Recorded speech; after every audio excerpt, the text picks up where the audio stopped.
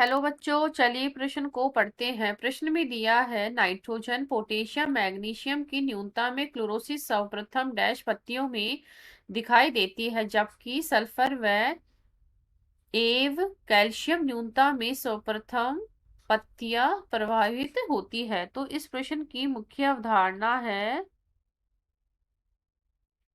अवधारणा पोषक तत्व।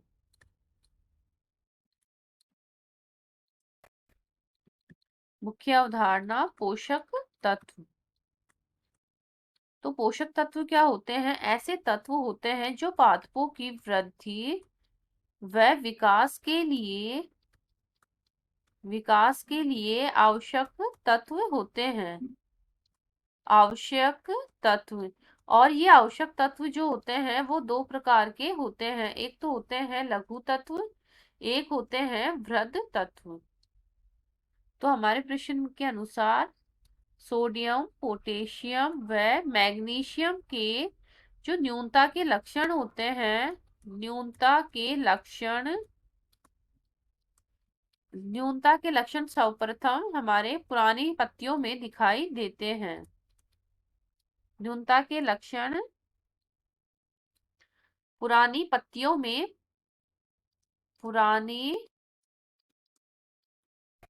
पत्तियों में प्रकट होते हैं। और क्या होता है, ये विखंडित होकर क्या करते हैं? ये विखंडित होकर नई पत्तियों में गतिशील हो जाते हैं। नई पत्तियों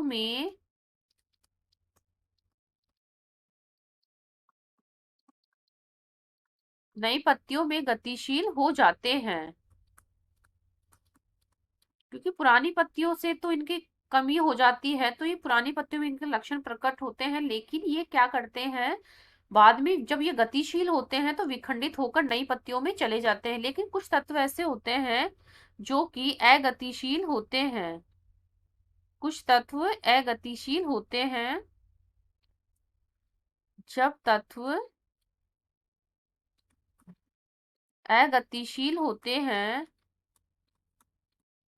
अगतिशील होते हैं तो वो वयस्क अंगों से बाहर अभिगमित नहीं होते।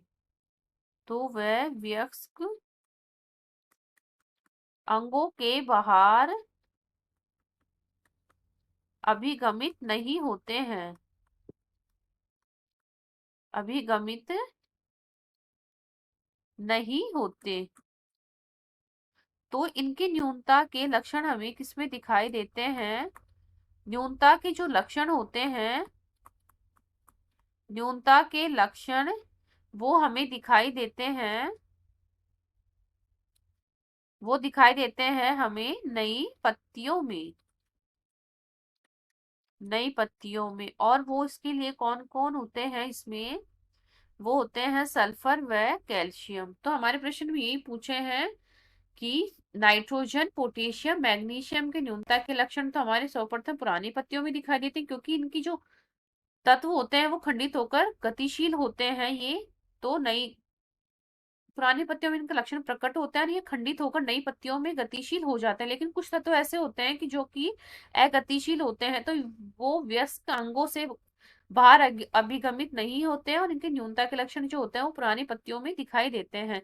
वो है सल्फर और कैल्शियम। तो इस प्रकार हमारा सी विकल्प सही हो जाएगा। ए, बी और डी गलत हो जाएंगे और हमारा विकल्प सी सही होगा। आशा करती हूँ आपको इस प्रश्न का हल समझ में आया होगा। धन्यवाद।